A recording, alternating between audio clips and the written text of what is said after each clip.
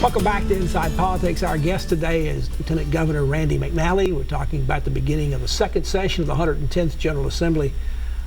Governor McNally, one of the issues that I know you are particularly interested in and bringing up is you had a problem in Knoxville with the administration of the ACT tests at two high schools there, and ACTs didn't feel like the tests were done properly, so they won't release the results. They don't seem to be very cooperative at all. Right. So, and you've asked for an investigation. Do you plan to do something that maybe makes the ACT more of a preferred use for college seniors to take those tests going forward? Because Tennessee right now prefers that to be what people apply for, to take that test. You prefer maybe instead to go to the SAT because of the way this situation's been handled?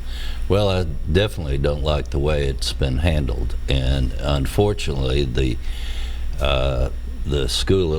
two schools administered the test a little early, and who was punished? It wasn't the schools that made the mistake, but it was the students. They refused to release their results and required them to take the test over again. So that just seemed totally unfair to me. I think that right now a school board can choose either ACT or SAT. There's no real preference, and our colleges accept both, and there's a way that you can translate the results between the two. And you're okay about keeping it that way, or you might give a preference to it over there? I've asked the comptroller to investigate how it was done and what happened, and also the other thing is is ACT selling some of the information that they get from the test from the students, and that's a concern that I have also. Another education issue that seems likely to come up this session, in Governor Haslam's last legislative package, it appears he's going to look to limit the size, decrease the size of the University of Tennessee Board of Trust, to bring it more in line with what the Regent schools have in terms of 10-member boards. What are your thoughts about that? Do you think that's something that's likely to be approved this year before the governor leaves office? Well, I think everybody is comfortable with downsizing the board. A board of 26 or 27, I forget which, is a little bit pretty large, a little bit unmanageable, and I think that the devil is in the details about who gets on the board. How about who appoints those boards? Would you see this governor appointing all those before he leaves office? And what about the legislature making a couple of those appointments? That's been happening on a lot of boards recently. That has, and that could happen on this. And the other thing is that I think he would make the appointments, but then there would be some that are 2-year appointments and some 4 and some 8. So the new governor would have an opportunity within time to be able to make his or her own appointments.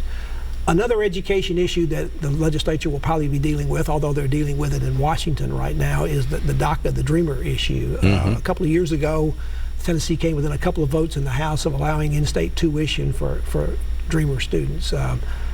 That's probably going to come up again, but do you think it'll wait until after we see what happens in Washington? Because you don't even know if the DACA program will continue past March at this point, although there's some legal rulings about that could complicate things. I don't think it'll pass this year.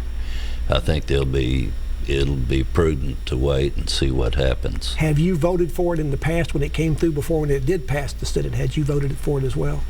I did support it on one occasion, that it did come through the full Senate, and in thinking back on that, it was Todd, Senator Gardenhire made a very good case for it, but looking back on it, it's probably not one of my better votes, I don't think.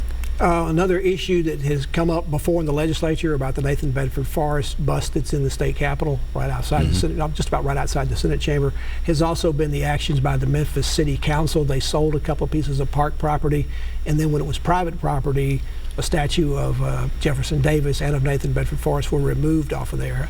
I don't think you like the way they did that, but it's a sunshine law violation. Are you going to start going after every city council that violates the Sunshine Law? Well, it could be. I don't know that it is a Sunshine Law violation, but it could be, and they're difficult to prove. And and if they do, all they have to do is re-vote on it anyway. Re-vote. You're correct. And I think there probably will be some tightening up of the current law, in which, when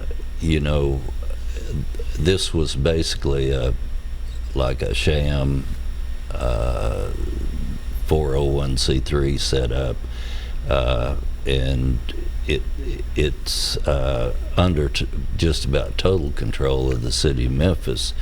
So I think there could be a way to structure the law in which to prevent that from happening in the future. I think what Memphis did certainly was to